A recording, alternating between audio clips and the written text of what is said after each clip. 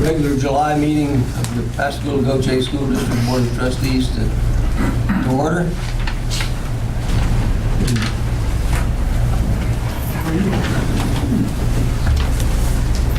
Note that all 5 members are here. And we have an agenda before us. Do I have any additions, Mr. Rodolphus, to this? Board members, do you have anything else we need to add to this? I'd like to move Q out of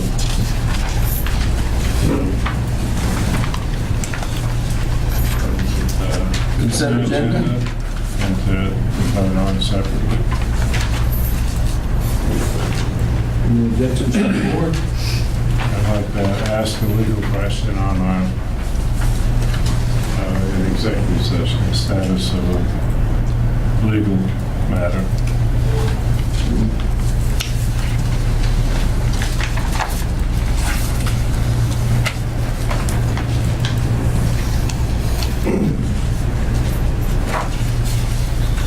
Any objections from the board from either of those actions? If not, we'll make it so.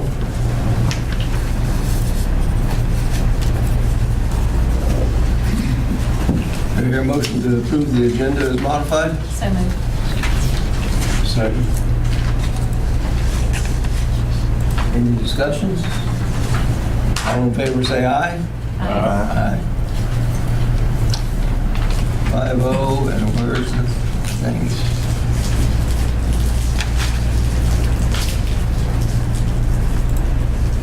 Do you have any visitors? We do. We do.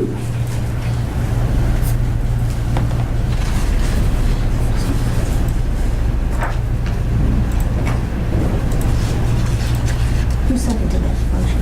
Morgan. I didn't. The second was Mark's. I'm going to mark you unanimous. I hit the wrong button, sorry.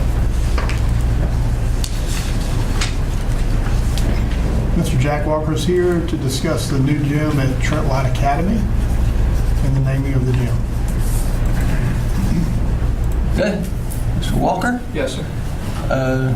We'd address the board and we'd allow this period of time there to talk. We'd allow you easily 30 minutes. Okay. If we get really interested, you can. I want to introduce myself. I'm Jackie Walker. Born and raised here in Pascagoula, and I went to the public school here and was born and raised next door where the new gym is being built.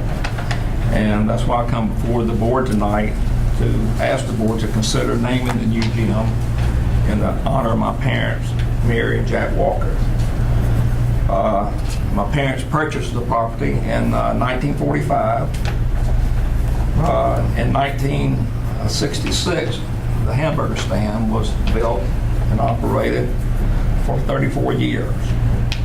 Of course, it had to be approved by the current board members and by the city and by the neighbors. The last 17 years that the snack shop was operated, my dad retired and would spend every day at the snack shop during the lunch period. And during this period, he created a great bond with the administration, the teachers, and mainly the students. He watched over that property like it was his. You know, if there was a suspicious vehicle or person seen it at the school, he would call the Pascagoula Police Department pretty regular. One of his wishes that he had was that if none of the family members wanted the property, that we offered it to the school. So that's what happened in December 2015.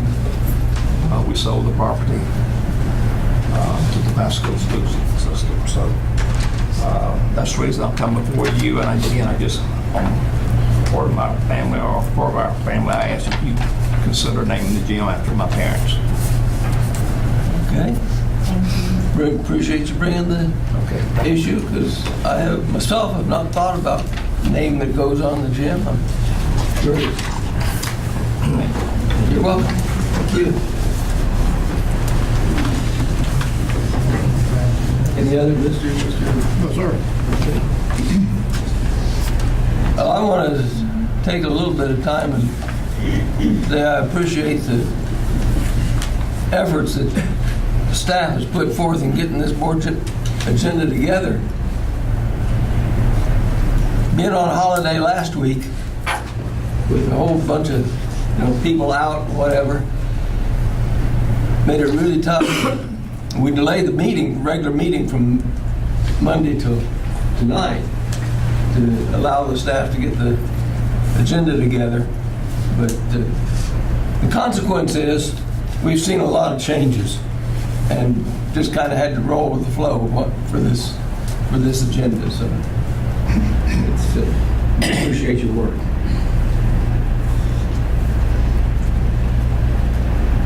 We're grouping several routine items into a single consent agenda. Any board member may request that any or all items on the consent agenda be removed and considered as a separate item. If no such request is made, all items on the consent agenda may be approved by a single action of the Board of Trustees. Consent agenda for July 12, 2018. Request for approval of consent agenda. Request for approval of board meeting minutes, June 11th, 2018, June 22nd, 2018, June 26, 2018. Request for approval of personnel resignations recommendations. Request for approval of docket of claims for June 2018. Request for enrollment of out-of-district student whose parents are employees. Request for approval of release of students. Request for approval of donations and grants. Request for approval of use of facilities. Request for approval of 2018-19 athletic supplements. Request for approval of 2018-19 extra duty supplements. Letter of engagement request for special education office. Request for approval of FY17 IDEA project application amendment number 3. Collaboration agreement with Gulf Oaks Therapeutic Day School. Request for approval of revision of policies. Request for approval of construction change directives. Request for approval of applications of certificates of payments. Request for approval of 2018-19 salary schedules. Request for approval of administrative salaries for 2018-19. Request for approval of Pascagoula-Gautier School District's English Learner Plan. Request for approval of single source purchase, Carnegie Learning. And Q was moved out. Put it up on the separately. That update is taking place. In business. Heard the recommendation of the superintendent and our consent agenda items that I'd like to move one item there, that concept. okay. R.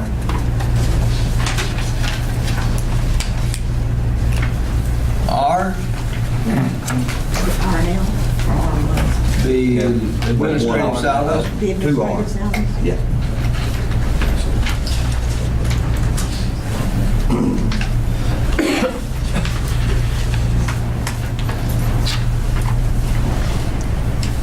Any objections from the board? Yes, sir.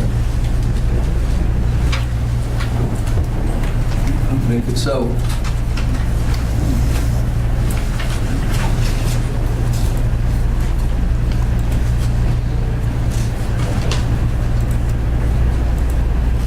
Any questions on the other items that are in the consent agenda? No. On the English learner, are there any changes in the English learner program? Yes, sir. The Mississippi has created and developed a new guidelines, so our packet, our learner plan is now consistent with the Mississippi's English learner guidelines. It's updated with ESSA, as well as our assessment with Lost Links.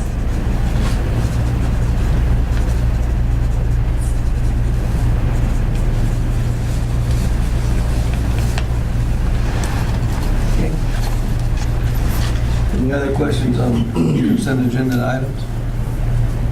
Discussions?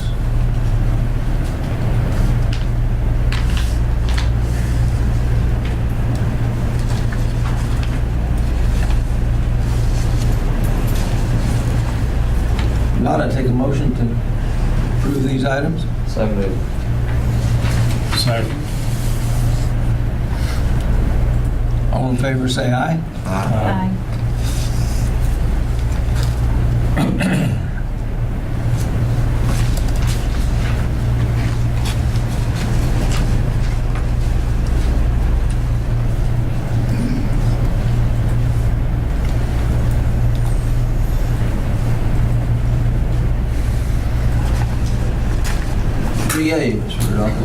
Department.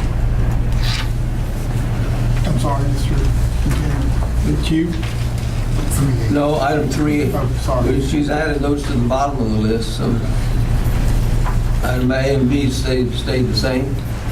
So it's 3A is for the shortfall note. On June 26, 2018, the board adopted a resolution declaring a shortfall in local revenue and stating the intention to issue a promissory note in the amount of the estimated shortfall of local revenues. The approved resolution also authorized the superintendent to obtain proposals for the loan.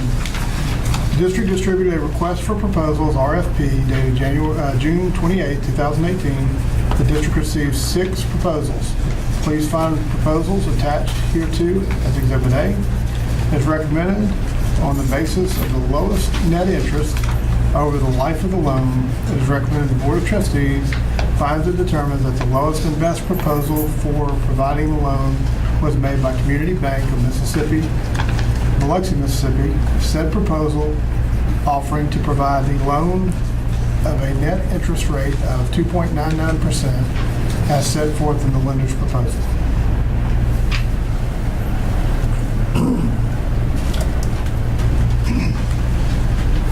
As an attachment to that, we have the resolution to approve tonight to process that request and, quote, go sell the note, get our money. And Mr. Young is here. He helped write this resolution. So we happen to be in the area. We just captured him for a few minutes. We appreciate you being here, Mr. Young. Is there any questions on this resolution and what we're in setting about to do? I think the rate's real competitive, but I don't think we can get a better rate than that anywhere.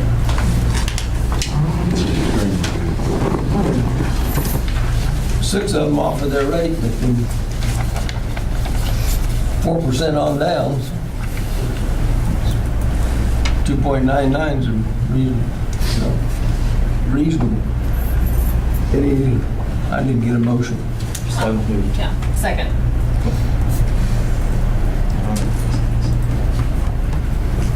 Okay. Any other comments or discussion? Because this will, after discussion of the subject board member, then we'll fill in that blank. Matt Johnson offered to move the adoption of the following resolution. So we're adopting this resolution. When will it be available? First half of August. This has to go to the bond attorney, as I understand this process? We'll have it validated, and then we'll close first week or 2 of August.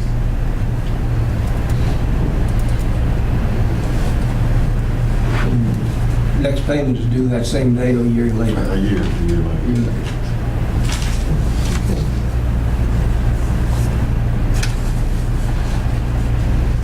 No other discussion, I'll call for a vote. All in favor say aye. Aye. Any opposed say nay.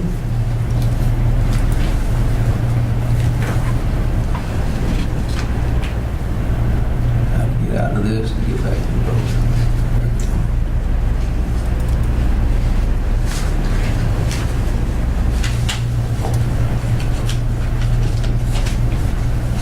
What do you mean, Mr. Rodolphus? Request from Gideon's International of Mississippi. Please see attached request from the Gideon's International of Mississippi.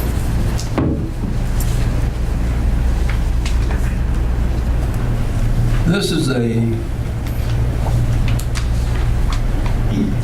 usual request from Gideon's, and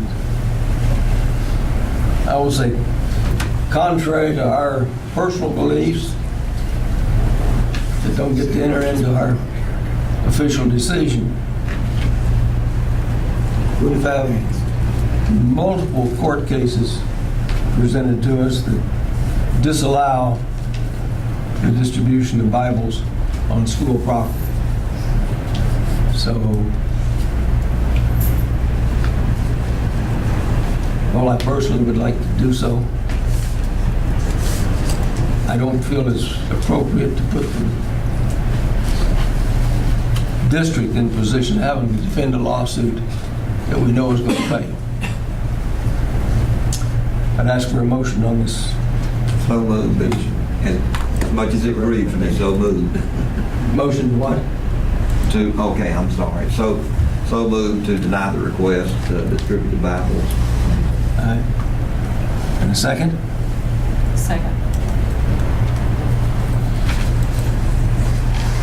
Any other discussion? Yes, sir. Yes. I'll try not to stay on this soapbox too long. Not trying to dissuade or devalue anyone else's opinion, just sharing mine. Understanding some of the recent rulings that have been handed down, understanding also that not all of them have gone that way. If you look back 75 or 100 years ago, and you read the First Amendment to the Constitution then, and you read it now, it's the same law. No verbiage change. However, at that point in time, consistently ruled in the opposite direction, right? So the law didn't change. Opinion and interpretation changed. And that's because someone at some point in time decided that they didn't care for the way things were going. And so slowly and surely they started chipping away and presenting their side of an argument to change things. And over time they accomplished that goal. I feel like if there was any section of our Constitution that had gaps in the joints, so to speak, to move around in, the First Amendment is it. I feel like there is room for free exercise. We always want to lean towards establishment and get on the defensive when I think there's room on the offensive. And Mr. Sessom so far has done some great things for this district, found some great angles to plead on our behalf and been very successful. And again, I understand everyone's opinions.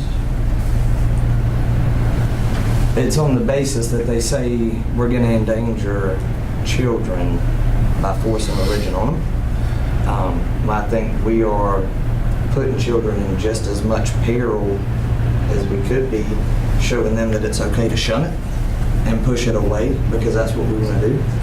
We let lots of entities into our school system from this community to hand out various forms of literature and things that support their cause. I don't see how we can say we have not set precedents for public forum there. And as such, I don't see how we cannot say, not necessarily that the law is wrong, but this board is wrong, and that I think we are discriminating against this group by the precedent we've set with other groups. We sit up here and we want to say, well, my personal beliefs with my Christianity, but then, no, we can't say that. I'm personally a believer. Those that are or not, that is their business. Students, adults, indifferent. When that day comes for me, I'm going to be there for a while, being held to account for things that I did. However, today is not going to be one of them. It's just my 2 cents. I feel like we pursue anything that we're passionate about until it comes to this, and we shell up and cower down in a corner.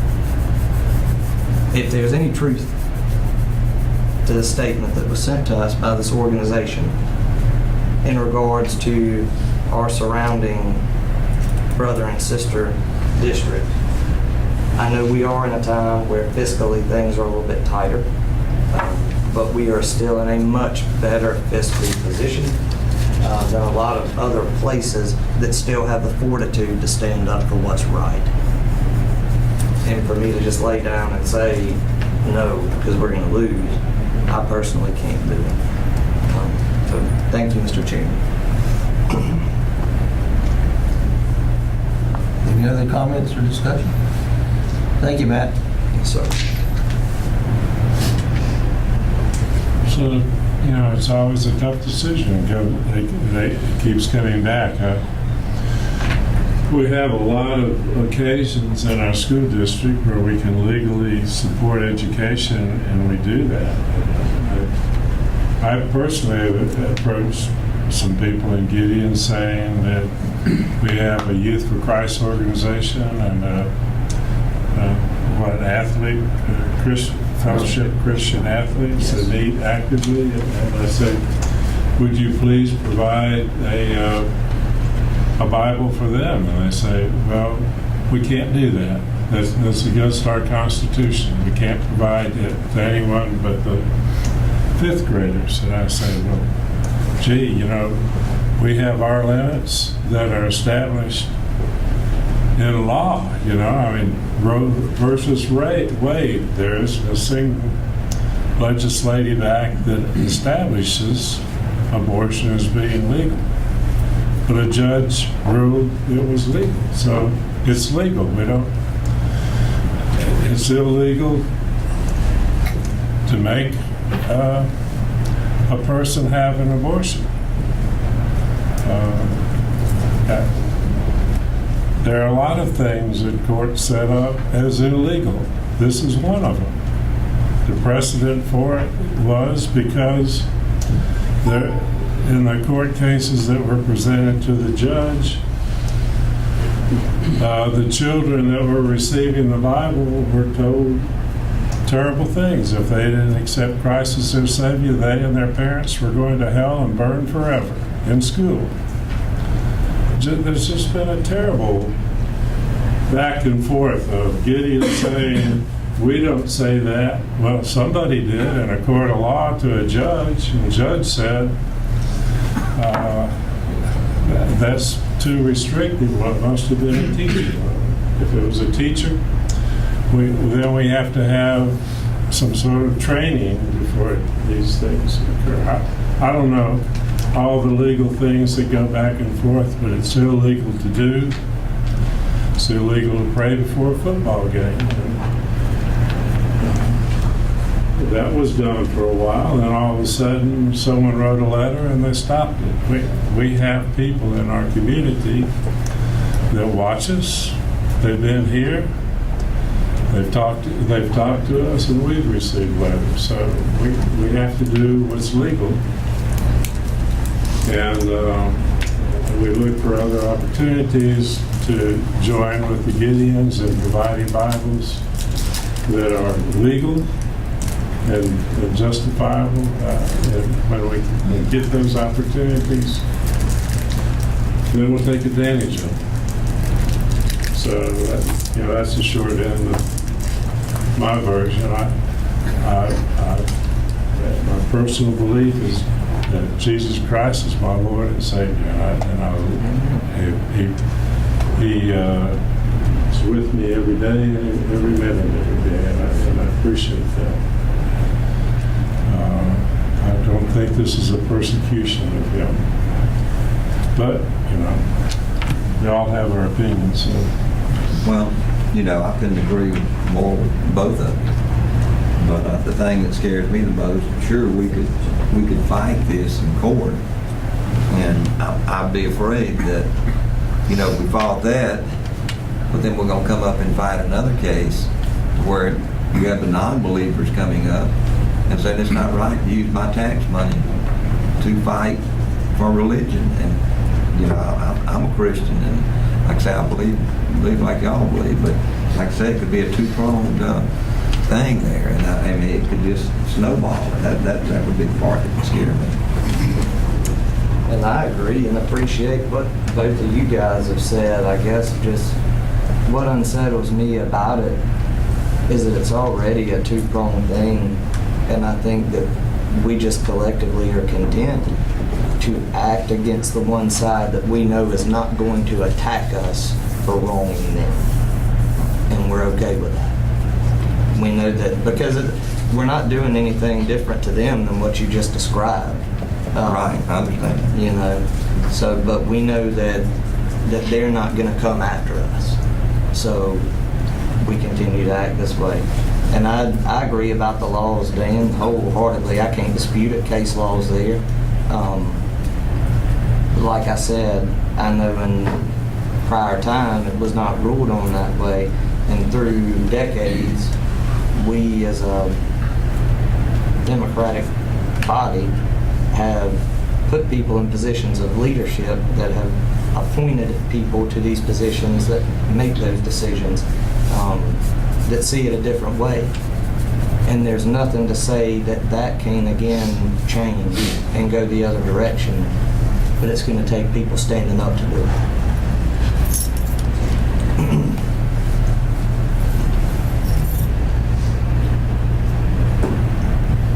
Ready to vote? What's the vote for? To deny the request by Mr. Barton and his Gideon Association. All in favor say aye. Aye. Any opposed say nay. Nay. 4-1.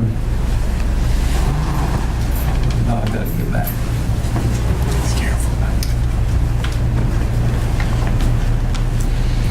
Thank you, Jim.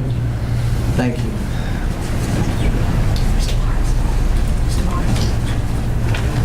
Get out of there. I'm sorry. Thank you.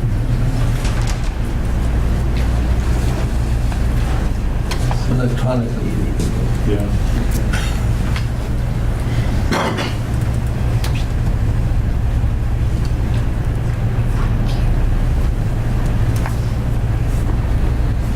We moved 2 items from the consent agenda to the action items separately.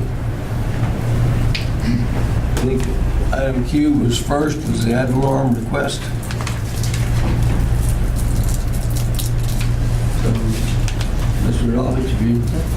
As discussed in the June 22nd, 2018 budget work session, the district's ad valorem request for the 2018-19 fiscal year will include the amount of the 2017-18 operational shortfall, as well as a 2% tax increase. The worksheet used to calculate the request is attached for your review. The total amount of the tax request for operations for the 2018-19 school year is $48,241,957. The ad will run in the Sun Herald and the Mississippi Press. It's recommended the Board of Trustees approve the notice proposed ad valorem tax effort for the 2018-19 fiscal year. For the recommendation of the superintendent, do I hear a motion? Say that. Bax. Johnson. Got Mr. Bax and Mr. Johnson as motioned and second.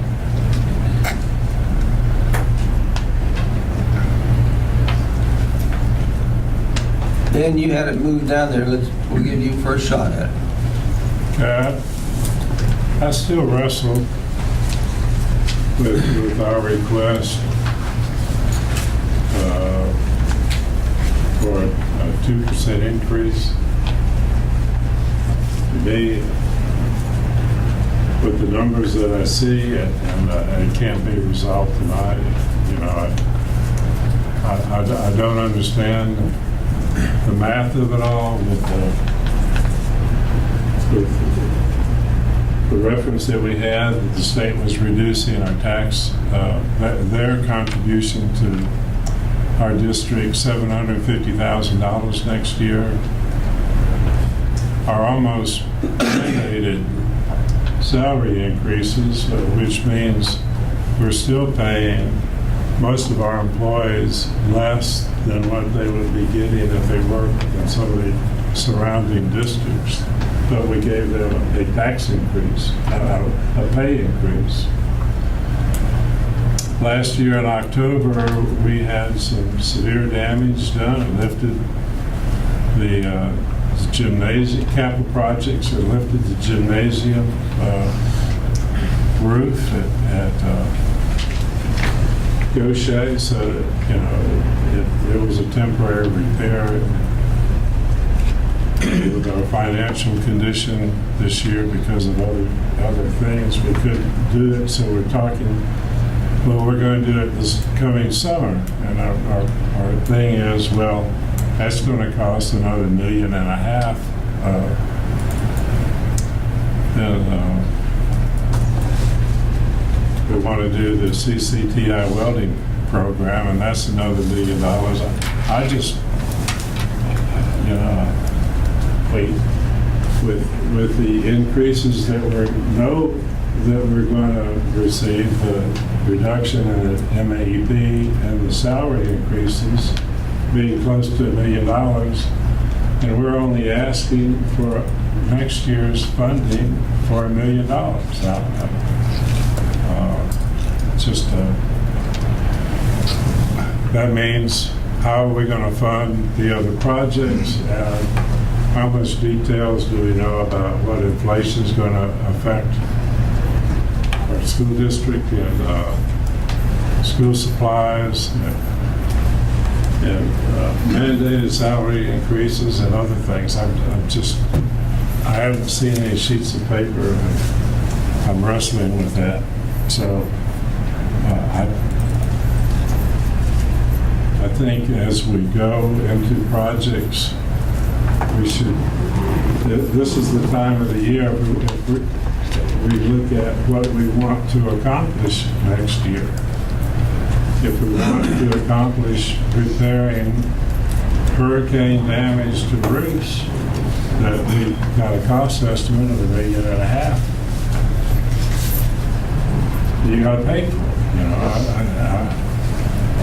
I don't know. You know, we can either cut back, which we cut back this year with a lot of money, or we can pass on. But it's clear to me there's a cost that we have to pay district-wide, because the $1.5 million includes repairs to Pascagoula and Gautier High School roofs. Just seems like we should say we need more than $945,000 that we're asking for. And once we pay for the hurricane roofs, and I think we can cut back next year. We're already going to have an increase, another small increase to pay for the roof repair. It just seems to be something that we need to have to do. So that I probably spent too much time already on this, but because as I see we had a discussion on it, and it was at the end of a 3-hour meeting. We ended up, and I felt that at the time we weren't voting. We would have to vote at some time on our budget. Now we have to, by the time schedule that we have to vote on what our increase is going to be before we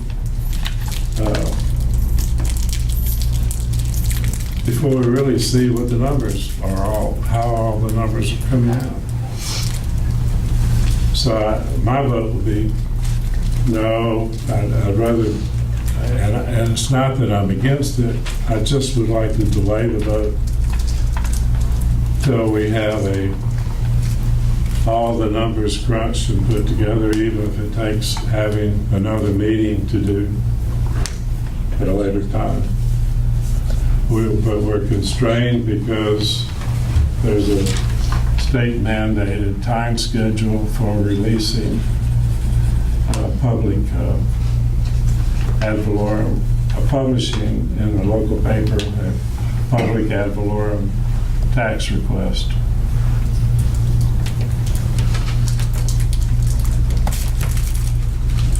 Any other discussions?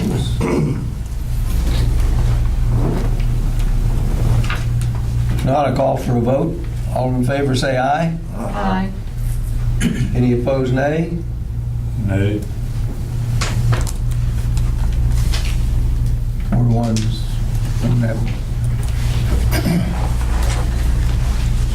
The second item that was moved down was Admin salaries, Mr. Let me, Oh, I gotta get, wait a minute, hold still. Okay, I'm sorry. I'm in the attachment. I'm holding up the Attachment. yeah. Holding up the horses here.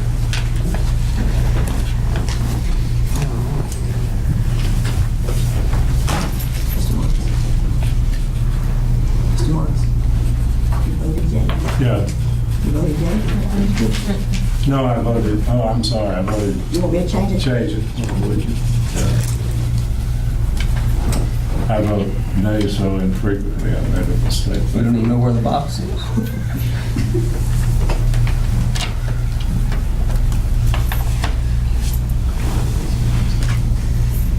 Item R from our consent agenda, or the fourth item on our action items, Mr. Rodolphe. well, let me address that before he even reads it. The actual item, let's see, R, I was not necessarily against that, but I guess I read it wrong. It was, they said administrative salaries, and I was thinking of the principals who are administrators. And so that part, of course, I guess I'm late. I have some concerns on it. We approved it as a consent agenda. Point of order, Mr. Chair, in the same meeting, can't we bring a previous vote from this meeting back to the... So let's just move on this one. Well, we'll go ahead and move on that one then. Okay, I don't know where I am and why I got here. There. So what do you have the wrong item? I had the wrong item. And so there's really, in other words, I'm okay with D and the action. Funny, I spoke to you about this In other words, it's over with, so. today. Would you like me to put this one on the floor for... Just recommend it to us. Yeah. All salary scales are submitted for approval based on previously discussed budgetary recommendation. Changes from the previous schedules are as follows. Salary 16 principal assistant lead teachers, increased working days from 235 to 232, increased responsibility factor, increased supplement for specialists and doctorate degrees, change the salary base. Principals AA with 25 years, assistant principals AA with 22 years, salary 13, extra duty supplement. Increased special education local survey committee LSC supplement 375. Decrease LSC supplements from 18 to 17. Add team member supplements for middle schools. Add lead officer supplement $1,500. This isn't the, That was the one you're reading, is what I wanted. That's the one he wanted. You But, got it right.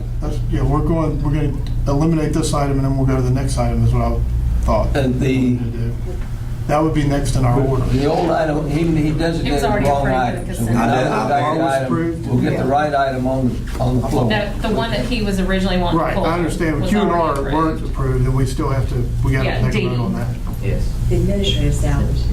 Administrative salaries is different. That's assistant superintendent. let's move on to this. Okay, you want me to continue? I want you to continue, and we'll take what you intended. So, Okay. Salary 17, technology curriculum specialist, decreased working days 235, 232. Increased supplement for specialists and doctorate degrees, change the salary base to AA with 22 years. Recommended the Board of Trustees approve the 2018-19 salary schedules as presented. this was the intent from Sonny. And get the right discussion item up. Okay, let's find it. Can you vote on the same item twice because it was approved in the consent It was agenda? approved. I Mr. don't- Chair, Yeah, if I could rise to a point of order Seems to be. and move that we reconsider item Q as a separate matter, since we're still within the same open meeting, it's completely legal to Yes. reconsider. I make a motion that we reconsider item Q. Which is the salary schedule. Yeah. Current item Q. That- Right. We'll do that. We'll reconsider that item that we had previously voted on.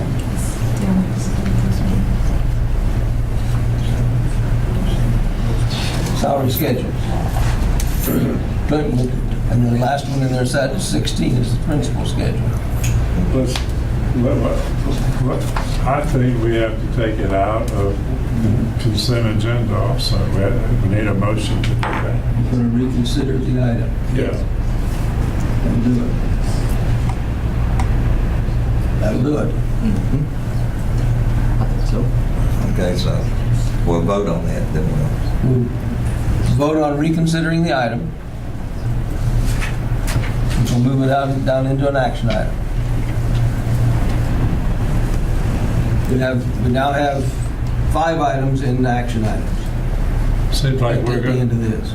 Seems like we're going to reconsider it and then move it out of the consent agenda into action item. Got to have In a the separate motion. ability to reconsider first. Yeah, right. But then Got to have the ability to reconsider first. Okay. Okay? All in favor of reconsidering the salary schedule item? Who seconded? Oh, I didn't have a motion. I had For that, I don't think, should we have to have a second? I had a motion by Matt I'll second. and a second by Ms. Wilson. All in favor of reconsidering the salary schedule item in the consent agenda? Aye. Aye. Aye. Dan? Aye. 5 votes. Now then, We have to move it. we'll move it down to, in this case, we'll probably have a vote to clear it out. Need a motion to move the item into an action item. Q3, item Q, and then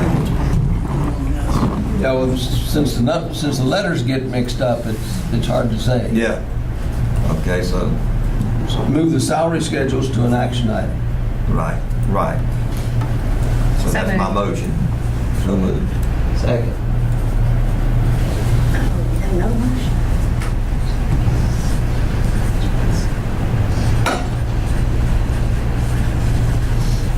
The motion was the motion was to reconsider the salary schedule, whatever letter it is now. Got it. Okay? Then the current motion on the floor is to take it into the action item group, which gives us the 5th action item. Can you update? I'm having a little bit of a computer issue. Give me just a minute here. Let's go over here. We can go ahead and vote on it. It'll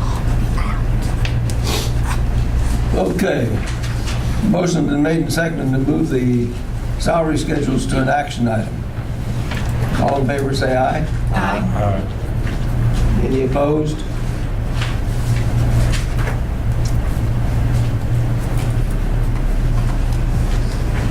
Now, do we Now, are you caught up? Yeah.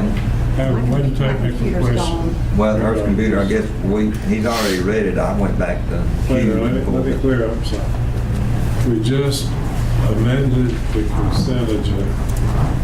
We need to reapprove the consent agenda at minus R.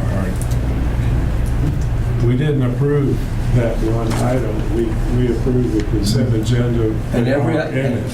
And now we, no, every item on there has its own vote. okay. As long as Every that- item has its own vote. You look in the minutes, every item has its own vote. All right. Well, They're all, As long as you, as the long as. motion's made and seconded by the same person for all 16 items. Okay, And every item has its own vote recorded there. okay. So we can record it, we I can, just want to make sure that we're okay Yes. with everything else. okay, so now we are, The item- Refresh and you should see it. Okay. It finally came in.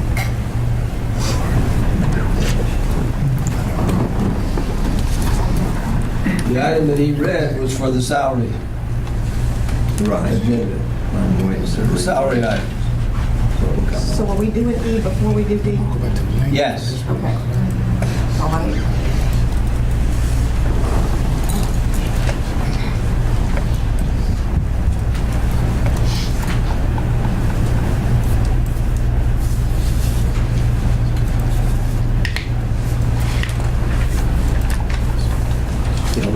Is he on the table? Okay, he's on the table, okay, let me, We don't have a motion and second yet on approving it, right? No. Okay. I'm with you. We're okay, good now let place. me get down to the attachment here. On the responsibility factors of our elementary, well, I say the elementary teachers, elementary principals, and academy, and the middle school and high school. You know, when we get into the elementary, which in my opinion, I know we call them academies, but you know, the 5th and 6th grade, in my opinion, the old school still elementary. And that comes under our elementary assistant superintendent. Well, you know, the difference in the responsibility factors, you know, when we go up a step, elementary, it starts, when you go from the first step to the second step, we go up 70 thousandths on the responsibility factor. Then we go up 50 thousandths. And then, of course, our next step, we go up 15 thousandths. But when we get to the academy, and of course, middle and high school, we only went up like 3 thousandths, and it's such a minuscule amount when you look at the salaries of these people and figure 3 1,000ths of that'd be the difference over someone having. I keep going back to the one that's fresh in my memory, the academy, where one school had almost 41% more students.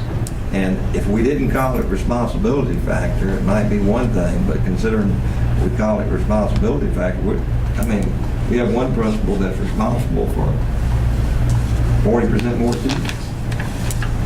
And, you know, 3 1,000ths, in my opinion, is just way too low. That's all I have to say.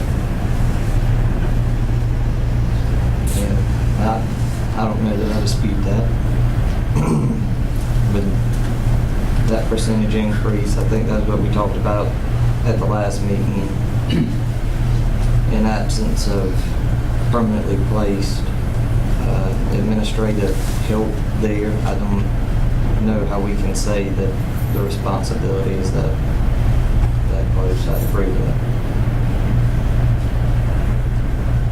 I disagree. I think that we've made a first step.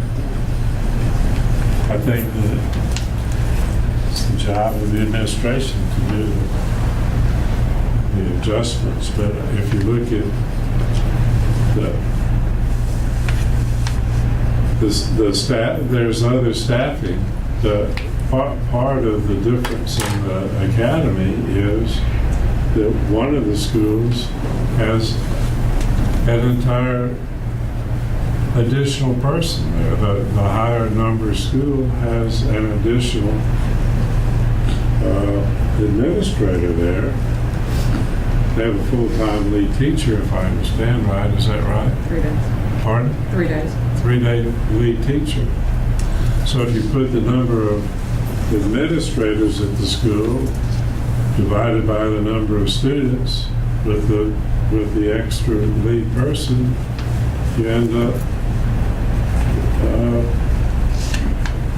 with the same, with the administrative cost per student about the same, or maybe even better with the third administrator at the school. What was the number? 100 students, a little over 100 students, 120 students. A lot more than that.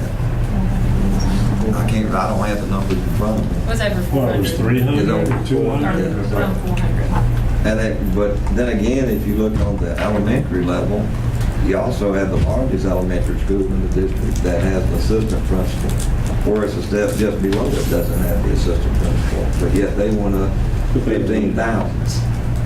Is the elementary level, are they docked on their responsibility factor because they have a 3-day lead teacher there also? As opposed to a school that just has a principal and no assistant, no lead? As far as responsibility factor, if the numbers are the same, or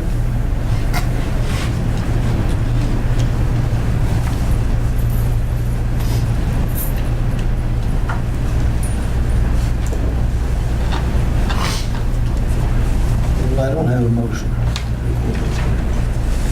I need a motion to approve this salary schedule. Can I make a comment? Yes, sir. We need to either, of course, we're going to approve or disapprove where we are now. If that's a specific mathematical anomaly that there is a lack of fairness in, that's something that we can review and bring back and amend at a later meeting. But it's not like anyone would lose anything as a result of the approval of where we are now overall. Okay. And if there's something specifically, but if that's included in the motion, I'd like the board to include that in the motion, that we specifically review that so that we can balance it to the discretion of the board. Okay, I'd like to make a motion that we approve the salary schedule as given, but instruct administration to go back and review the responsibility factors on the academy, middle, and high school level, and come back at a later date. Second. Any other discussion? Not out of order. All in favor say aye. Aye. Any opposed? Aye. Is this electronic or not? Once you get out of the attachment, Yeah, get on it. It just popped up.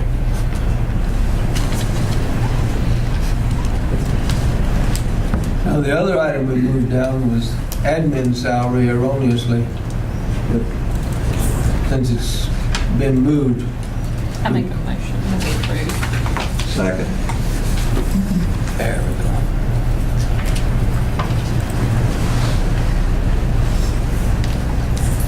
Any discussion on how we are handling that one? All in favor say aye.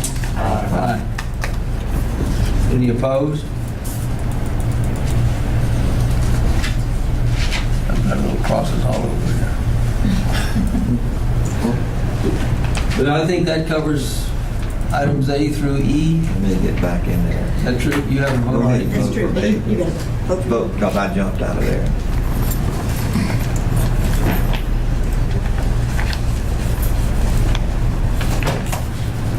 Sorry about getting all that mixed up. I think we've covered that.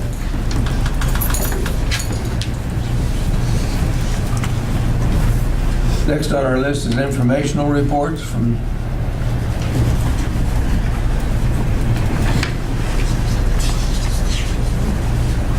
discipline reports missing for good and valid reason. Yeah, I got a little nervous when I saw evangelism report there. I said, not this over there. I said, okay, just put it on this building. Take them in order as presented here. The construction report. We have.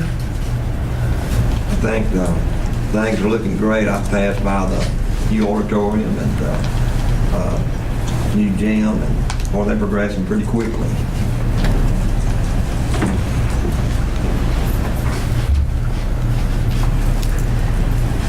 My big question is how we doing in Jackson?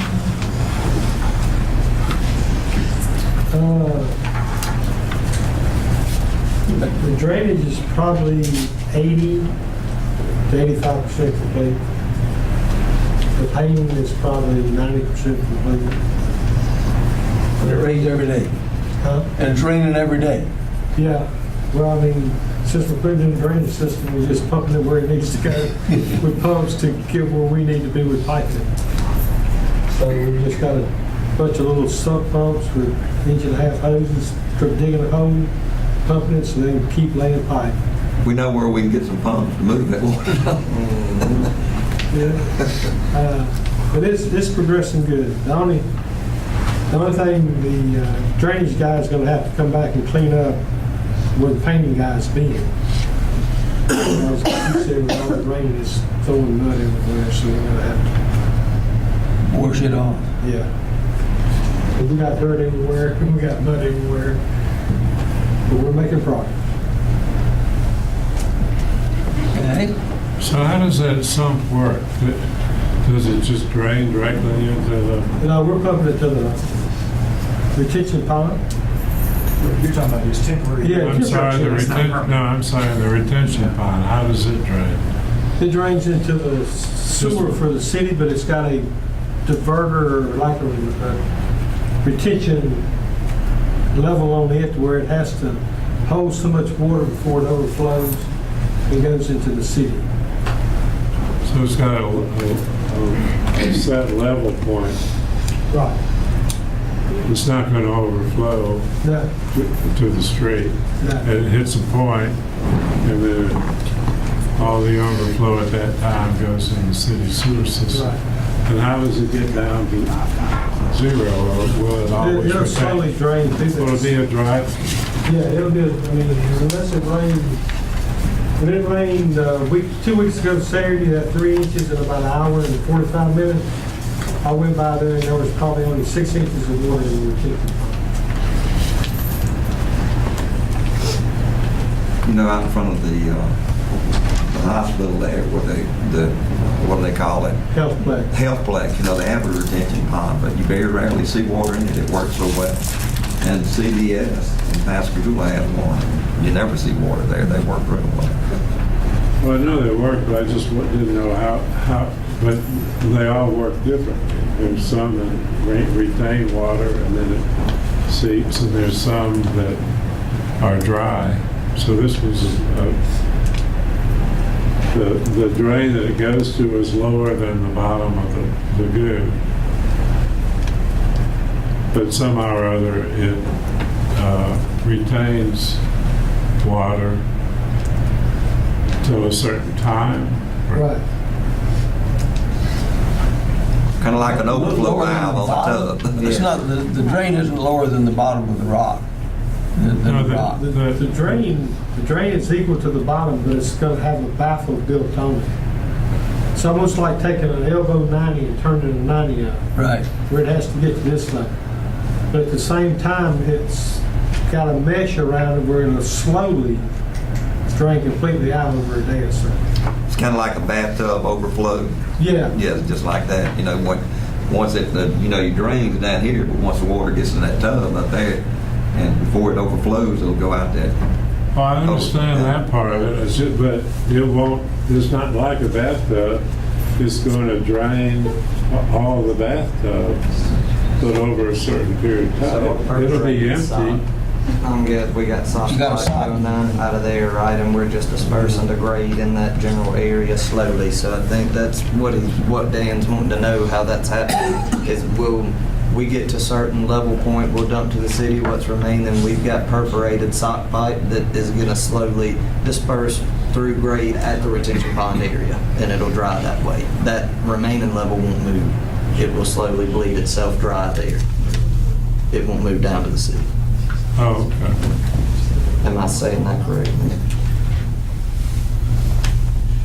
The Performing Arts Center would be a little different than that, so we can revisit this in 10 months or so, but it'd be similar, But it'll be similar. Okay. but a little bit different. Any other questions, guys, on the construction report? Another comment, I didn't see Freeman, but everybody that was involved with the warranty work on the baseball, softball facilities with the batting cages over there, many thank yous. I know there's still a little bit that they're going to come in and do, but for the rework that's been done in there up to this point, it is greatly appreciated by all. That was no cost to the district, so Right, thanks to absolutely. the contractor. I know it took a while, but the contractor did step up and Yep. take care of that. So we appreciate y'all's diligence for that. Okay. Anything we need to be aware of from the architect's view? You're next on the normal things. normal things. Yeah, normal things. You with contractors and keep them Nothing on the really keeping toes. me up at night, it's just a little bit, so. Okay. With that, we go to the vandalism report. That just blows my mind that we got all these kids, a lot of them not doing anything, and we didn't have any this month. It's really good. They don't want to come to school. So we're gonna say it's Don't wanna probably get still a anywhere little near too it. soon to get that close to it.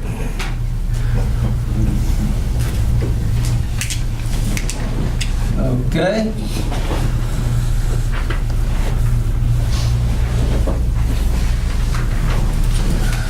Says here there's a presentation by Ryan on project scope and project cost. So I have a quick PowerPoint. We'll try not to do death by PowerPoint. It should be pretty painless, and I know there's, some questions at the end. So Ryan Florek with JBHM Architects, Mr. Marks, really asked me to put this presentation together. I'm calling it a development of project scope and project cost. I guess my understanding was essentially just to look back at, here's, when a project comes to the board, this is where it starts, and then, y'all don't see all the background that's got to getting into that point. And then how do we update you on the costs and some of these things moving forward, and various things we're going to cover. So we can hit the next slide, if you will. So essentially, that's the document that the board sees when we start a new project. That's your owner-architect agreements. That's our contract, if you will. Typically, that's going to have some things attached to it. For the purposes of this presentation, I've used Trent Lott just as an example. We could have picked any of them. They're all pretty well the same. We can go to the next slide. And again, the board doesn't always see whatever, everything that goes into getting us to the contract point. So when I'm saying project initiation and kickoff, what we do before presenting that to the board, typically a month or a few weeks before, so we can meet your agenda. We have a meeting with Mr. Adolphich, Weber, whoever the decision makers are, and certainly I know they've gotten input from the board typically at those times, where we talk about here's what we want to do, here's initial scope of the project, here's vision and goals for the project. We generally try to go walk through the site if it's existing. If it's new construction, we'll still go walk the site and see what we're getting into. From there, we try to compile a list of what the scope would be, determine the work areas there, certainly look at historical cost data of similar projects and things of that nature, and we look at construction phasing. When can we do it? Does it have to be done over the summer? Is it going to take longer than the summer? We would look at the timeline of the construction and certainly the overall project schedule. All those things can affect cost of that. And so, what we've tried to do, we haven't always done this in the past, but certainly recently we've tried to give you some diagrams or some graphical backup to, when it's just a bunch of bullet points of the scope. It's a lot to read. It's not, you may be more visual. So we've tried to document in a real high level, that's the building. We're working on the red box, green box, and the yellow box, so to speak. So we can hit the next slide. From there, we turn that into really a project cost estimate, and that's broken down into several things. And so there's construction cost, which is literally just what it costs to construct it. There's total project cost, which is more than the construction cost. And so construction cost, essentially all of these individual scope items, kind of that top section, that's how we try to arrive at what the construction cost will be. The contingency, we always include that. When we write this up, we haven't done any soil borings, we haven't done a survey, we haven't looked at the utilities, we haven't, gone and looked above ceiling tiles. There's lots of unknowns.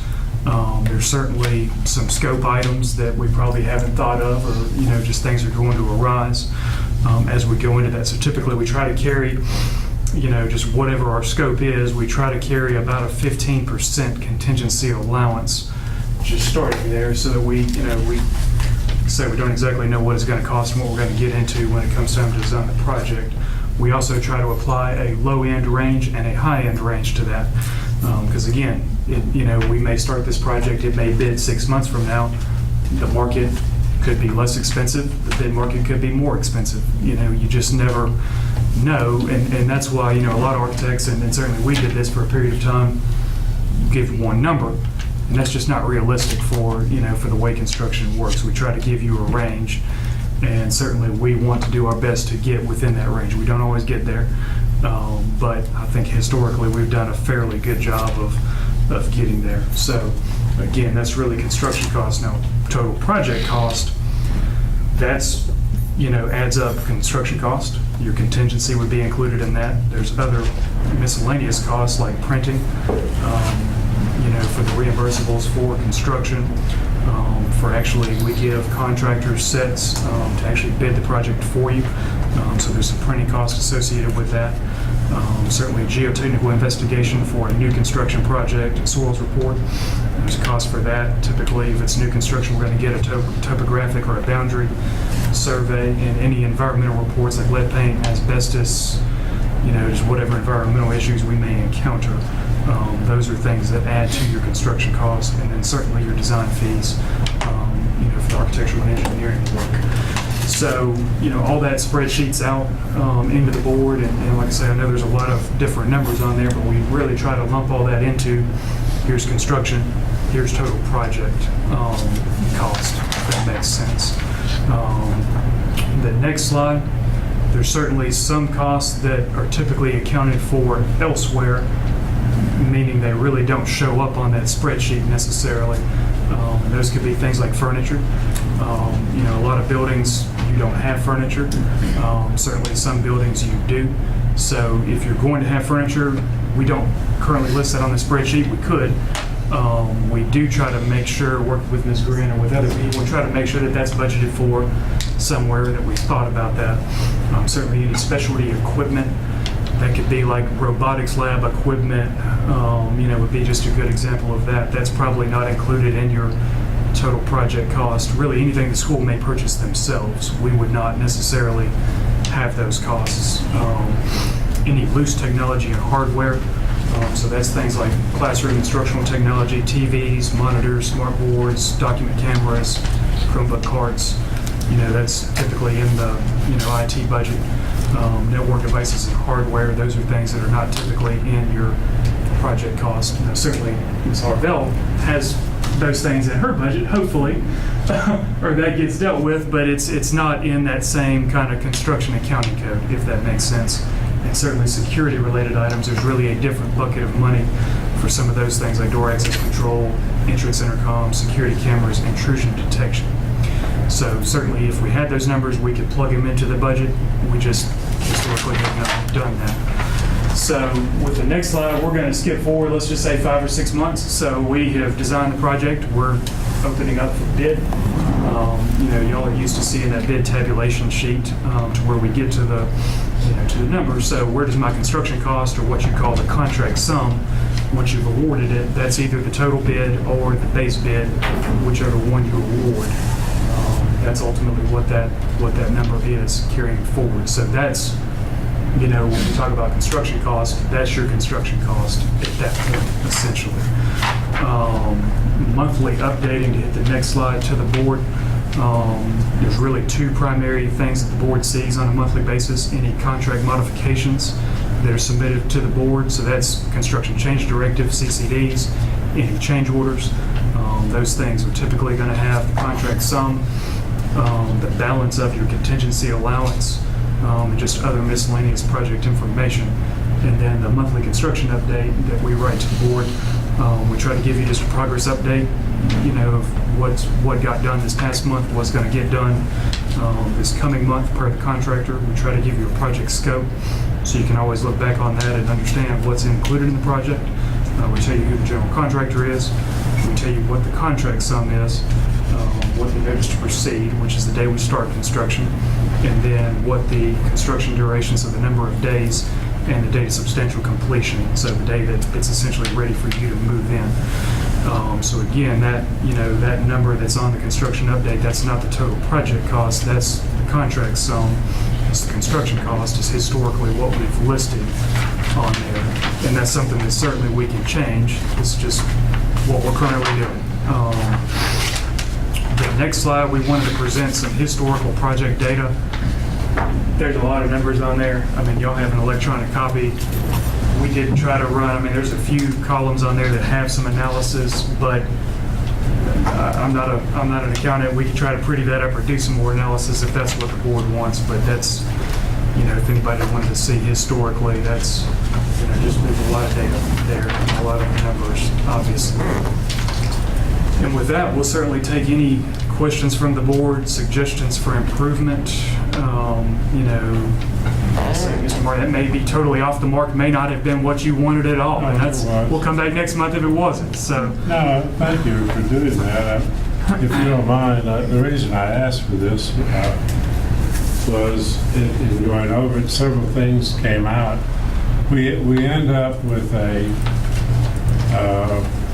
cost estimate for the project. That's only the construction. It turns out that we've already paid for the architect fees regardless of the project. So let's say, the main point of my concern came from the auditorium. The auditorium cost more than what we expected. And we had some questions about the process. It seems to me like,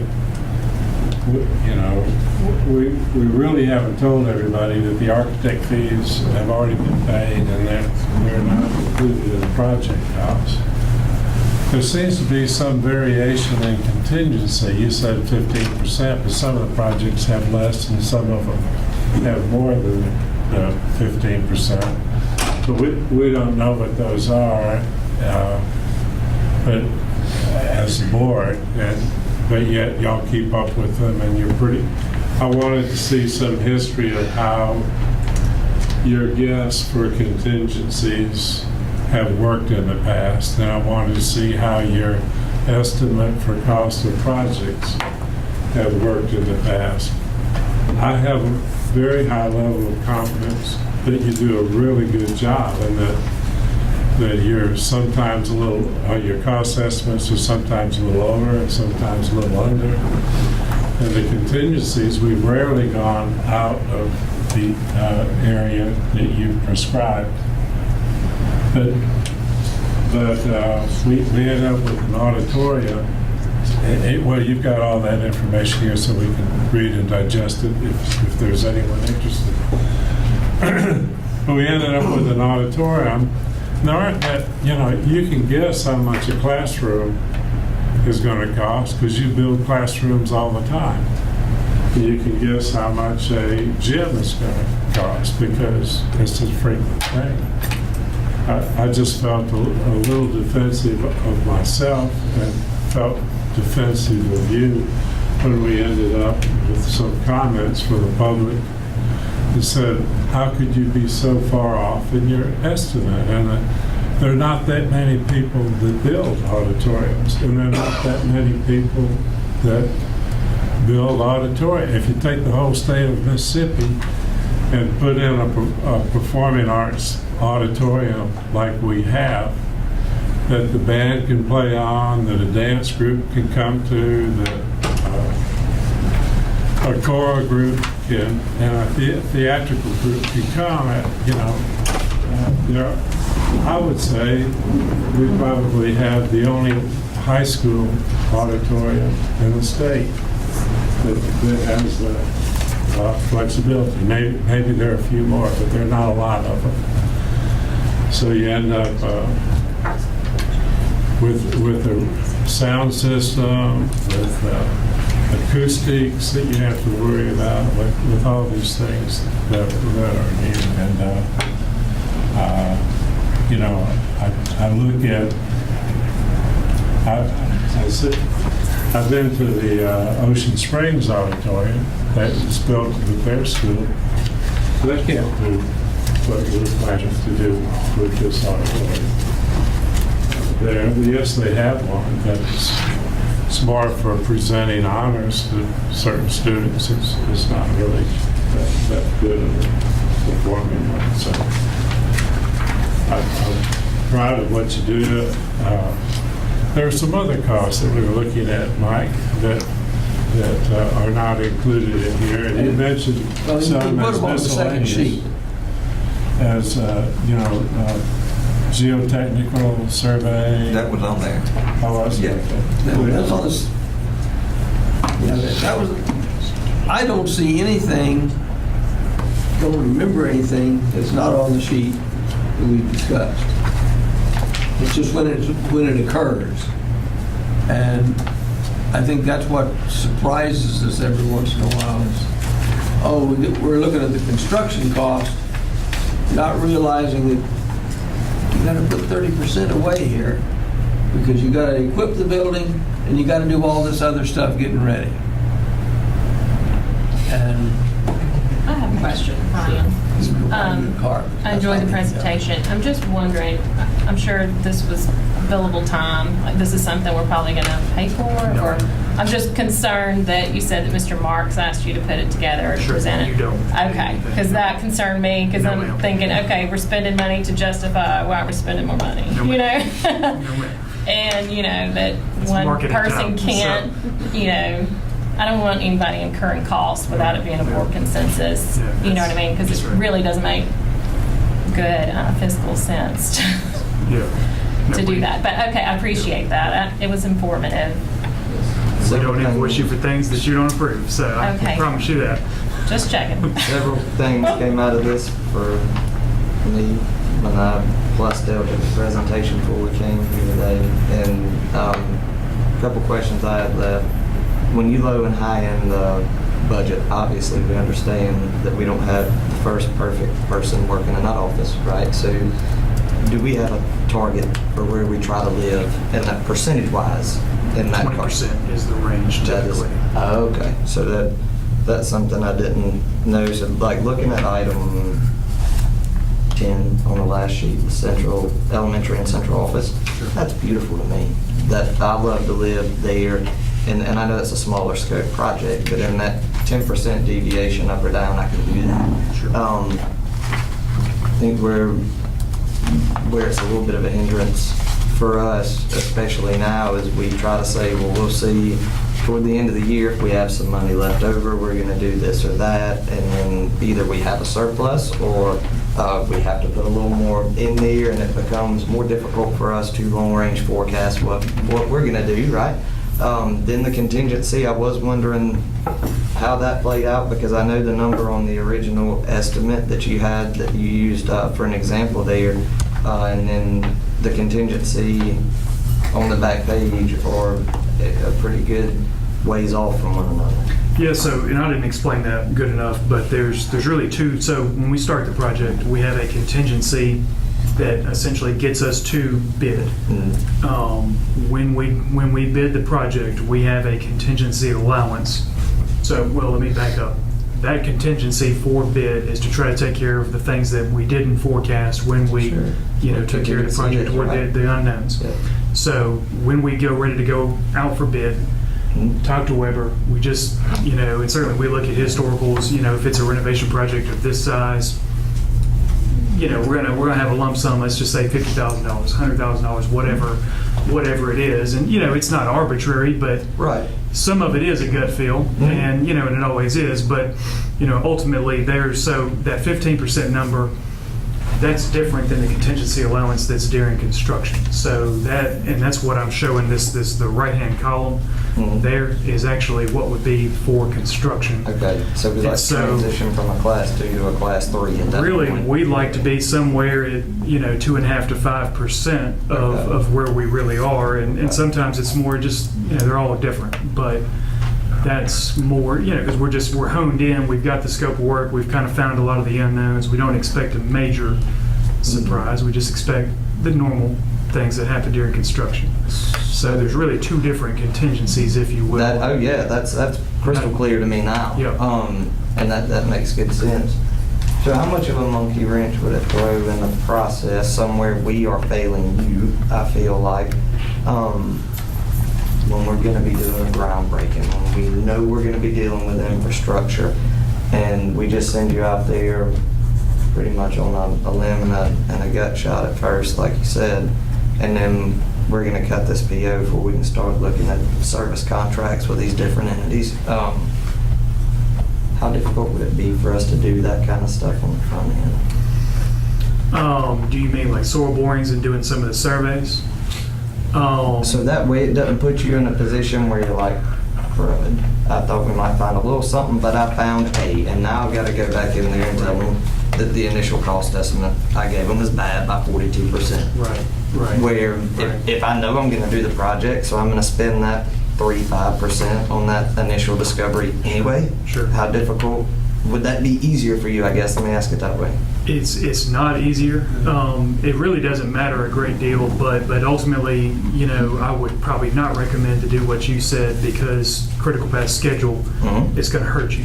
And so the first thing we need to do is I need to have a concept or a very preliminary design, let's just say Performing Arts Center, that I can set on a site and figure out, is it actually going to fit on that site? And I can do that with Google Earth or really free data these days.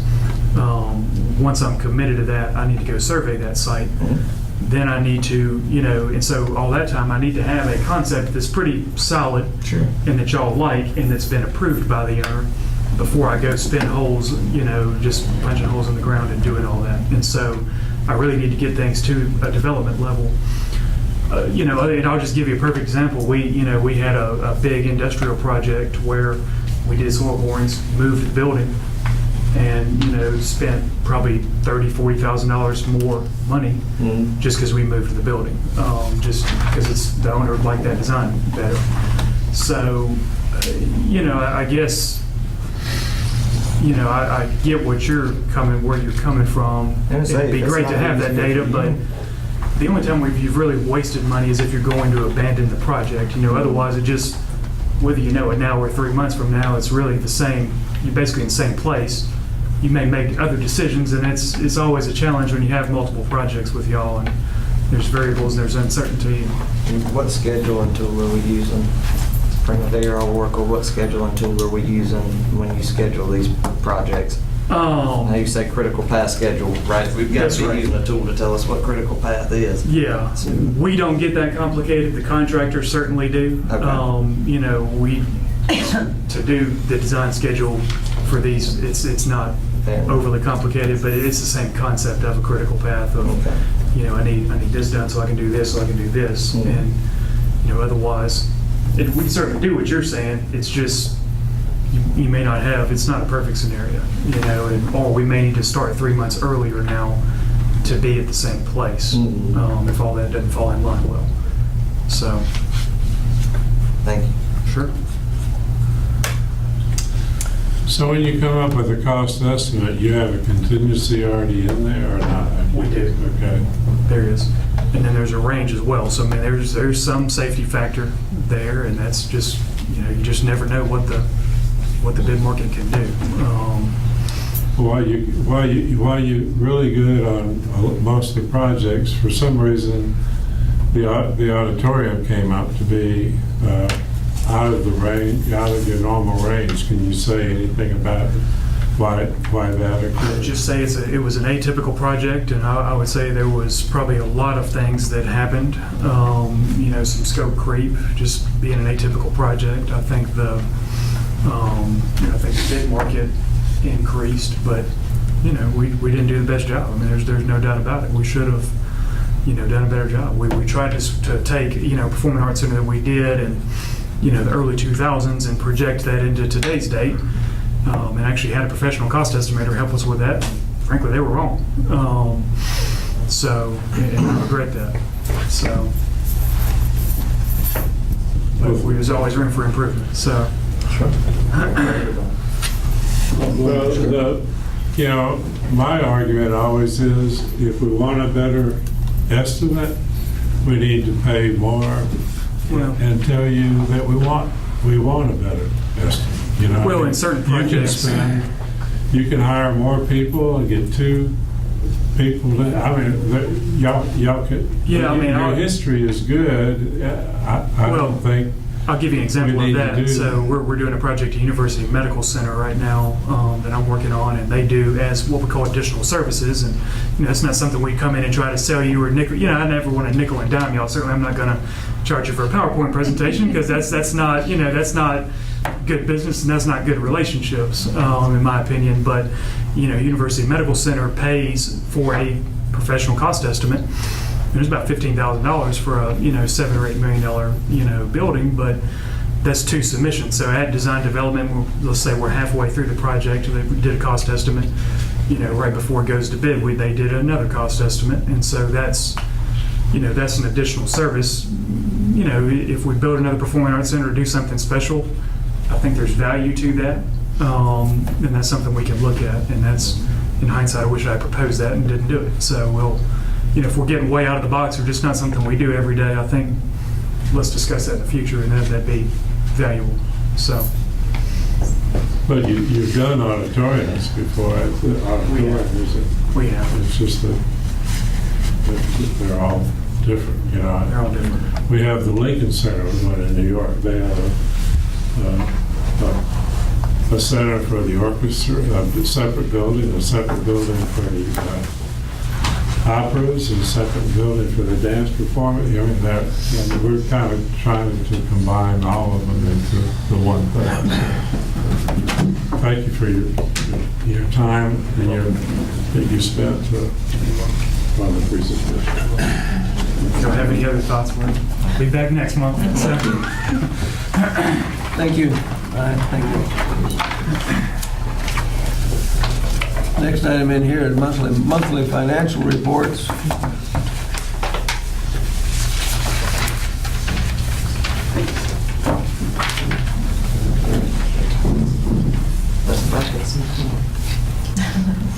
That's a All good fun thing. stuff. The end of June, and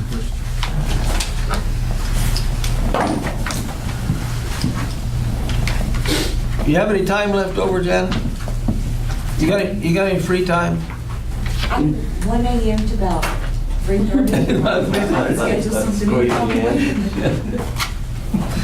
And I echo what was said earlier in the meeting for all of you, and I know especially you trying to get these numbers crunched and everything on such a tight deadline. Thank you for your hard work with that. Any questions on these reports between different fund balance and checkbook balance? Okay. We'll go on to the partnership report. Partnership with the Sing River Health System. Who's talking about that, Mr. Rodolphe? Well, I'm going to start it off. Belinda can fill in the blanks, but we basically met with Lee Bond and several other members of Sing River Health System, and they brought in a proposal for us to become part of this Healthy Partners, and they're going to offer screenings to our employees, some at cost, some at no cost during the course of the year. They're going to make it very convenient for us. We think it's a good thing. It satisfies part of our strategic plan as it relates to health fairs for our employees and providing services for our employees. It's purely voluntary, but it does give some people an opportunity to get some screenings based on their age and different factors that they may have in their life. Ms. Damon, if you want to, and we're already going to start the CPR. Yes, as they're part doing of that. hands-on CPR. They're coming in to train all of our, well, they'll be at each school for about an hour to do hands-on CPR training on the first day the teachers return. So, but basically they will send us a flyer of whatever is the screening of the month, and we'll disperse that to all of our employees, and then the employee makes the decision of whether they're interested or not. Like you said, some of them, the majority of them are free, some of them are at a cost, but it's a very low cost, and even some of them our insurance will pick up too. So, but it has some really good facts on the flyer, so it reminds people of the importance of staying healthy and all of that.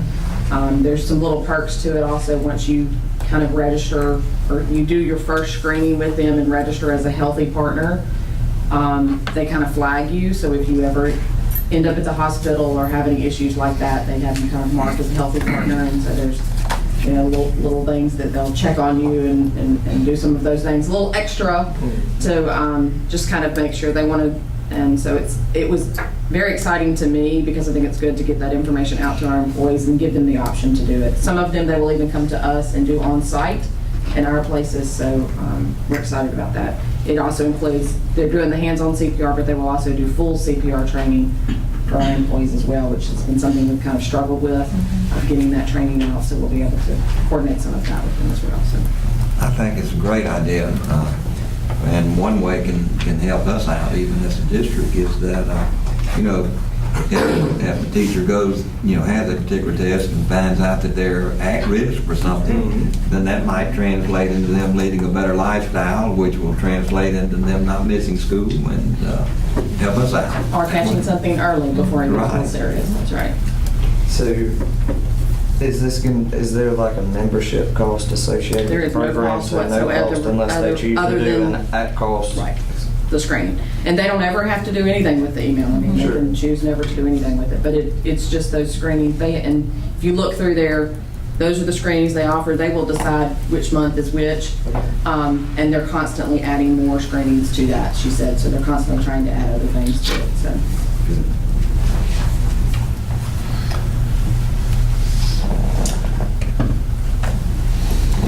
Sounds like a good idea to me, I tell you. All right. Is this something the board has to take action on, or? No. Just something, tell us what our administrators are doing with the system. Keep us informed.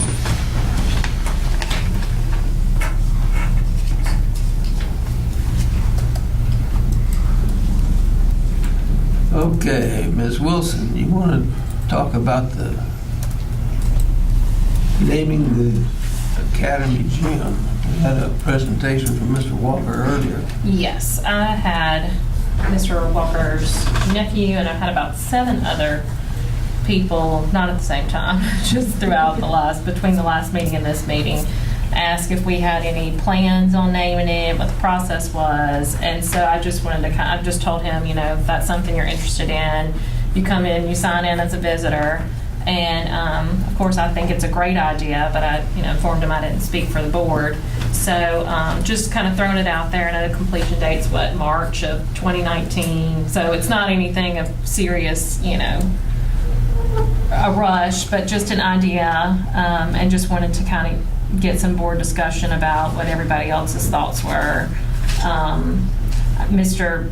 Brian Sanderson is the person who contacted me, and they were really excited about the prospect and were interested in purchasing a plaque or something with his grandparents' photo and kind of the story of the snack bar or whatever. So that wouldn't be a cost to the district. But he didn't know how the process worked. I didn't know how it worked. And so I just found our policy on it, which basically says that, we could direct the superintendent as to the process, and it would just need final board approval. So I was, of course I'd like for theirs to be considered, but if there are others from now until whenever, that would be an appropriate time to Other actually naming officially do opportunities it. may cross your mind, Mr. Rodolphe? Actually, it's such a unique circumstance to have a snack bar located that caters to kids for decades, and that there's no historical landmark. It's basically to be covered, that area with the gym. I don't see any reason why anyone would object to having that as a, not a historical marker, but at least an acknowledgement of the service given to the children of Trent Lott for several decades through that snack bar. Well, while I'm certainly not against that by any means, but I do think that if we're going to name it after a person, that we should, look at other options. Like, I don't know if anyone's familiar with Mr. Vic Curry, E.B. Curry, that was a World War II hero, was assistant principal there, that most everyone in the community that knows him had a high regard for him. He had scholarship fund for him, and just an exceptional man. Are you familiar with him? Yes. And in other words, we need to look at people like that. And Right. any of them, That was my suggestion, is to at least have at least 3 options. Let's look But at, I'd love like to look at them, yeah. for those to be included, And what we did at the field house at Pascagoula was we made a combination with Mr. C and Melinda Mitchell, and made the Mitchell stay in Gautier at the Vaughn Wallace Stadium, the initial principals there. So there could be a combination. Now that would be, those two people are probably the two biggest contributors to that. But you could do a combination and Right. expand the family interest in what's going on there. Right. So I just wanted to kind of bring it, it's not, If it he doesn't have to be hadn't acted showed up, on. you were still going to bring it Well, up. I actually told him if he wanted Okay. to state his case, he should come to the next meeting, so. I like the view on things myself. We probably could satisfy the whole community with those two people. Right, I like that too. Right, That- next, next one, too. Knowing that by our actions, we've established names on several buildings. So there's the opportunity to do that here. Just have to find all the names and choose some. Right. You're also on for the second item, then, Yes. Ms. Wilson. Back in January, we approved that our meetings be videotaped through July. So I was just going to see if we could continue that so that we wouldn't be missing August's meeting by not having this on the agenda today. And we get it on the floor. I don't think it's caused any heartaches. Yeah, I've gotten really good feedback from people that have just now realized 6 months later that they're on there. So I would like to make a motion that we continue, and until maybe there is an issue that we have to readdress it later. But so I make a motion that we continue the videotaping of the meetings. Second. I'm going to take Mr. Bax out on the other end, Matt. Ms. Wilson and Bax made the motion and seconded. Any other discussion? I think it's great. Transparency is always good. We have lots of community members with different work schedules, different needs with their children. They want to be here, can't be here. That gives them the ability to have a deeper interest than to go back and just read minutes and see yay or nay what kind of discussion was around it. Instead, I know there were some concerns up front, but I think it's shown that it's not going to cause any real issues. I think it's great. How much does it cost us to do that? To transcribe. Well, yeah, that transcription, since it doesn't work like it does on TV. So we did purchase the equipment in the back and the microphones to help so that we could hear. The cameras are existing equipment. Once the video is recorded, we take it to the office and we put a header on it, we determine if there's anything that needs to be removed. And if Mr. Sessom says to remove a particular item, then we'll do that. And then from there, it's transcribed. To do a transcription for about 10 minutes of transcribing takes about an hour of uninterrupted time, which is sometimes difficult to find, but it takes anywhere from 10 to 12 minutes of transcribing takes us about an hour of nobody coming into the office and us just focusing on that video. So that's 6 hours for every hour of. Does it have to be done? I'm a court reporter, so Yes, ma'am. I can do 225 words a minute for jury charge, anything. Right. I mean, if cost is an issue, I'd gladly donate my captioning services so that we could have that transcript. We had done. our website. We are required to have the transcription because of ADA. Right. So, and the website, when we upload it, it attempts to figure Oh, it okay. out. But then we have to. There are two of us that go back, myself and Jenny Steer, that will go back and edit those, and it's just finding the time to get them edited and get them up there. So. Well, if cost is an issue, I will volunteer if needed. I hate to see it go away strictly because of the time. Is that all you can do, 225? That's a jury charge. Oh, me. Any other discussion? Motion on the floor is to continue videoing our meetings and present them to the public. All in favor, say aye. Aye. 5-0. And now we're down to the point that proposed executive session items. You gotta vote, Mr. Computer. You gotta vote. Oh. Okay.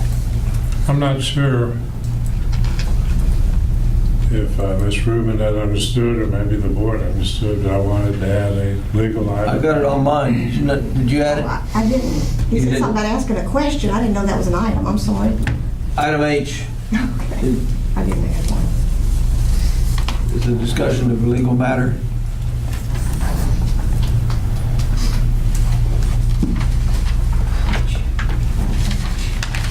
That's the Oh, okay, in executive Chevron session. settlement that we did, Dan. Right. Just an update on the Chevron settlement.